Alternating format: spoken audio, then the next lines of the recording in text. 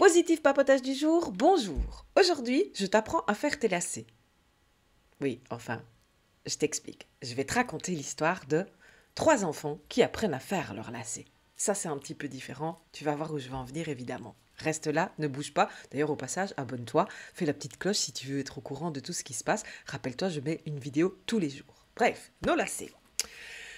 Imagine-toi un enfant qui systématiquement va demander à son grand frère, à sa grande sœur, à un copain, à sa maman, à son papa, pour faire ses lacets systématiquement. Évidemment, tous les jours, on va lui faire ses lacets.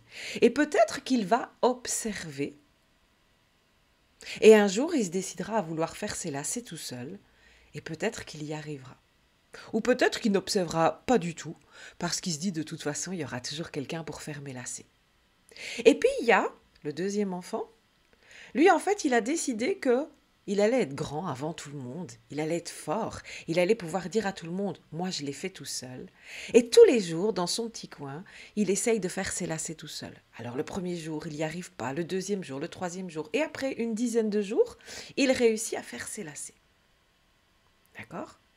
Et ensuite, il y a le troisième enfant qui lui se dit, bah oui quand même, il faudrait peut-être que j'apprenne à faire mes lacets. Et il va aller voir sa maman, son papa, son grand frère, sa grande sœur, bref, quelqu'un de son entourage, et il va lui dire, est-ce que tu peux m'apprendre à faire mes lacets?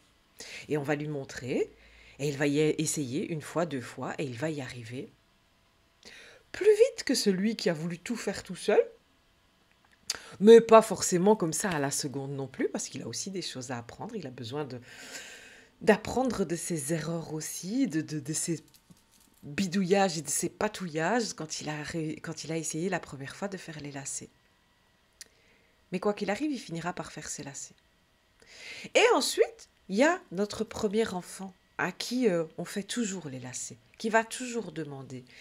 Eh bien, ce qui va se passer, c'est qu'un jour, à un moment ou un autre, il y aura peut-être personne pour faire ses lacets ce jour-là. Et donc, qu'est-ce qu'il va faire? Il va se dire, mince, il va falloir que je m'y mette. Et il va trouver le moyen de faire ses lacets tout seul. Ou peut-être qu'il se dira, bah, j'aurai plus que des chaussures à scratch. Ou j'aurai plus que des chaussures à glisser son pied dedans. Et tant pis, c'est comme ça. Mais quoi qu'il arrive, et c'est là où je veux en venir, c'est que quoi qu'il arrive, ces 3 enfants-là ne seront jamais pieds nus. Ils auront toujours des chaussures. Ils auront toujours des chaussures à leurs pieds, avec ou sans lacets, avec des lacets faits ou pas de lacets faits. Au final, ils arriveront tous à l'âge adulte avec des chaussures à leurs pieds. Et ce que je veux te dire par là, c'est que, et c'est ça le message que j'ai envie de te laisser aujourd'hui, c'est que souvent, on aime faire parler son ego et dire « moi je veux y arriver tout seul ».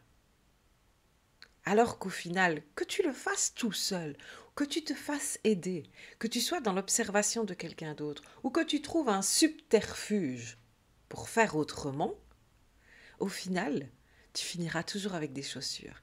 Alors l'important, c'est pas de se dire « je veux le faire tout seul pour être fier ». L'important, c'est pas de se dire « je vais me faire aider le plus rapidement possible pour aller vite ». C'est pas de dire « je vais trouver une autre solution, comme ça, je devrais pas m'occuper de celle-là ». C'est de te dire qu'est-ce que tu veux, toi, aujourd'hui? De quoi as-tu besoin, toi, dans ton idée, dans tes valeurs, dans tes croyances, pour avancer et réussir à atteindre l'objectif que tu veux? Aujourd'hui, on est tous adultes ici, quand on se regarde, tu me regardes, tu es entrepreneur indépendant. Eh bien, quel entrepreneur veux-tu être? Est-ce que tu veux être celui qui va tout faire tout seul et être super fier, mais mettre beaucoup plus longtemps que les autres? Et c'est ok, il n'y a pas de souci avec ça. C'est pas du tout la loi de la surenchère de savoir quelle solution c'est la mieux. Ou est-ce que tu veux être de ceux qui se font aider pour trouver la solution plus rapidement parce qu'ils vont chercher de l'aide avec des personnes qui ont déjà réalisé cet objectif et donc à qui ils vont pouvoir choper les meilleures idées et les meilleures explications pour gagner du temps? Ou est-ce que tu es du genre à te dire que bah, tu feras toujours bien faire les choses par quelqu'un d'autre, tu trouveras toujours des personnes selon les postes dont tu as besoin pour le faire à ta place? Et c'est ok aussi. C'est aussi ça être entrepreneur. Et j'ai même envie de te dire, c'est que l'entrepreneur idéal, c'est de savoir t'observer, et non pas par ton ego, mais au-delà de ton ego, et de choisir consciemment quelle partie de ton activité tu as envie de déléguer, tu as envie de faire toi-même parce que tu sais que tu peux te permettre de perdre entre guillemets le temps pour y arriver seul, et quelle partie tu as besoin d'un accélérateur et donc que tu vas te faire aider. C'est juste ça. Qu'est-ce que tu veux toi dans ton business? Qu'est-ce que tu veux toi dans ta vie privée aussi? Parce que ce principe, il est le même absolument, quel que soit l'objectif que tu as, que ce soit un objectif personnel ou un objectif professionnel, la démarche, elle sera la même. Et plus vite tu comprendras ce principe de fais l'inventaire de ce que tu es, de qui tu es, de ce que tu as besoin profondément, et plus vite tu pourras dispatcher selon quel enfant tu veux être face à tes lacets du moment. C'est ça. Quel enfant tu veux être face à tes lacets du moment. Par moment, tu seras l'enfant qui fait tout seul. Par moment, tu seras celui qui demande comment on fait. Et par moment, tu seras celui qui fera toujours faire ses lacets par quelqu'un d'autre. Et tout est OK, mais fais-le en pleine conscience. Donc, ne te fais pas choisir par la méthode, mais choisis ta méthode. C'est aussi ça d'ailleurs que je te transmets dans la méthode PLS, donc la méthode Positive Lifestyle. C'est un accompagnement individuel, également de groupe et sur une plateforme. Donc c'est vraiment extrêmement complet. On part sur 6 mois ensemble et en 6 mois, on te construit un véritable lifestyle positif, bénéfique, qui va te donner les meilleurs atouts et la puissance, non seulement pour ton activité professionnelle, mais aussi pour ta sphère privée, parce que rappelle-toi, on est des entrepreneurs indépendants et c'est compliqué de se couper, c'est compliqué de se séparer la partie professionnelle et personnelle. Et d'ailleurs, est-ce qu'on en a réellement envie?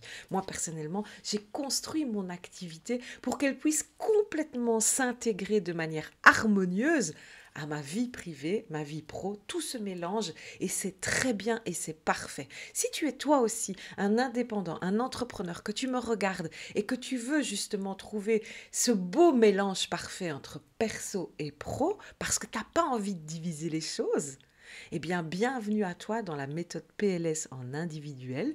Et pour faire connaissance, si tu veux vraiment venir prendre un peu la température et prendre une puissance et un développement en pleine figure, parce que c'est vraiment ce que ça provoque, je t'invite à rejoindre le Positive Club. Le Positive Club, c'est la tribu des entrepreneurs optimistes. On se réunit chaque semaine. J'arrive avec un concept à développer, quelque chose d'utile, quelque chose que je vis tous les jours avec mes clients.